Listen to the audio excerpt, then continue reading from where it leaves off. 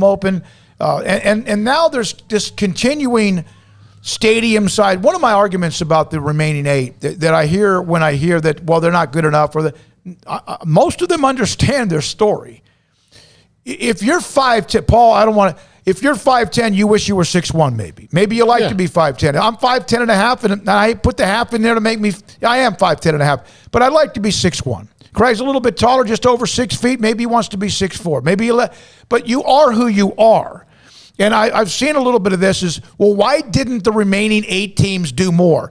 TCU, Kansas State, Baylor have beaten the teams that are leaving, not consistently. Some of them have. TCU has. Baylor's 5-5 the last 10 years. They've lost 4 of the last 5. They could do only with what they could do. But if you're an enrollment of 10,000 like TCU or 18,000 like Baylor, you're not going to be a 30,000 enrollment school.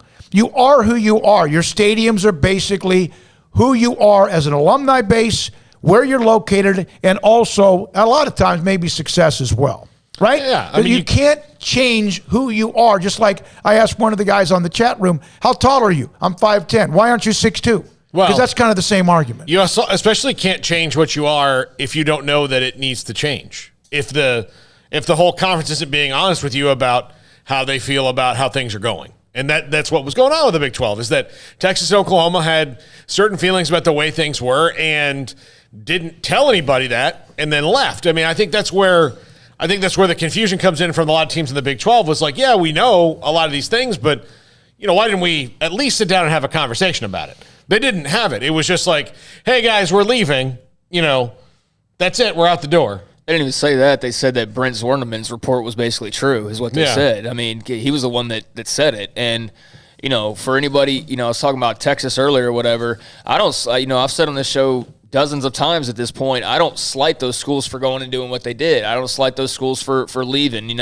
Others can get in the minutia of how they did it or whatever. But, yeah, it was basically, if Brent Zorneman doesn't break that report, then OU and Texas are like completely out of nowhere just leaving the Big 12.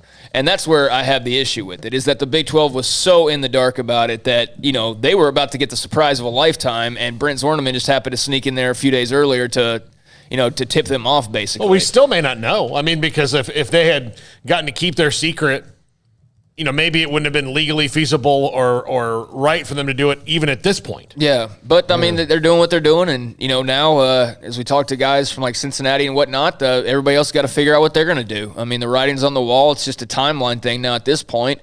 The only question we really don't know about Oklahoma and Texas is just when they're going to go.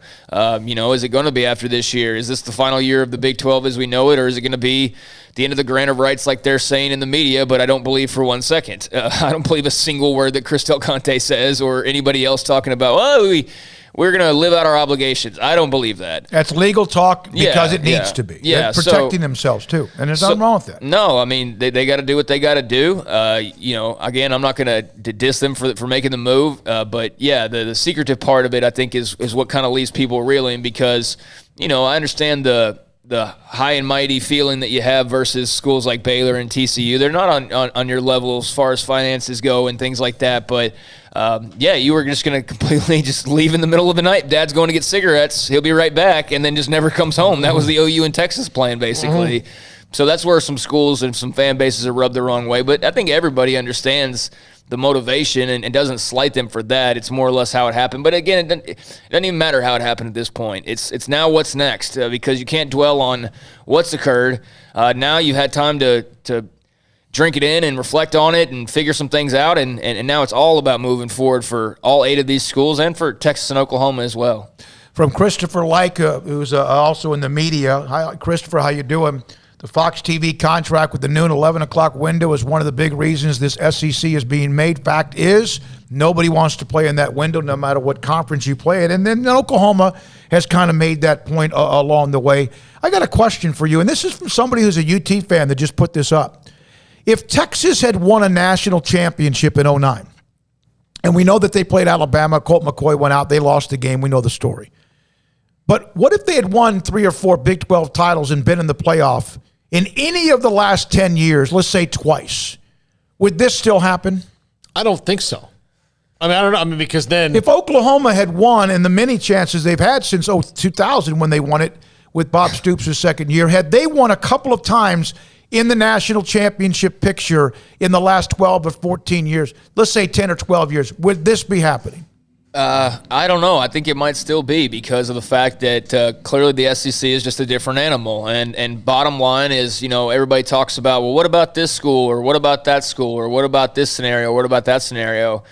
And I love talking about all that, but bottom line is it all comes down to money. So I think they might have been making this move regardless, especially with the uncertainty of, grant of rights and kind of what the future is going to look like with streaming or, whoever else gets involved. And clearly OU and Texas are very much in the pocket of ESPN. So I think this was all bound to happen eventually. And, you look at Oklahoma and Texas, and I don't believe for 1 second they didn't see what A&M's been able to do the last few years and then go, well, we can't have this. Like we can't have them having this. Not that they were specifically thinking about A&M, but they saw A&M and what happened as a result of their move and said, "Whoa, we want to do that too." So I think that was still, a decision that was going to be made ultimately. But it might have dragged it out a little bit longer. We certainly wouldn't be hearing, fans complaining about, well, this conference stinks and nobody ever, it's not fun or whatever people want to say.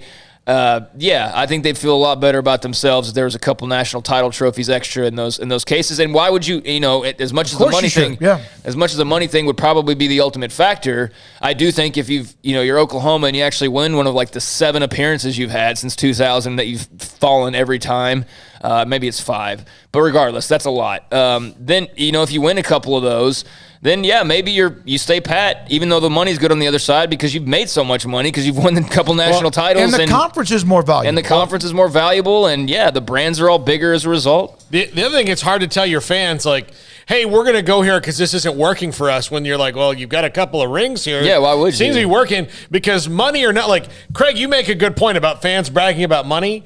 The minute that they would stop caring about the money is if they're like, look, we're going to make this move and we might be less likely to win one of those shiny things that you guys like, but we're going to make more money. Like, no, we don't care about the money. We want the shiny thing. I think we blame this on Nick Saban for creating such an amazing decade-long massive dynasty along the way that's made the SEC as great as it is. And I know it's not just them, but boy, they have made it amazing. Joey Mayorga from San Antonio is the one that answered the Hall of Fame Heisman Trophy question. In San Antonio, Texas, Joey, I'm back and forth with you on the text. Thanks for the 806. Love the honest, unbiased show. A lot of people would disagree with you, but thank you very much. The 801 Hurst here.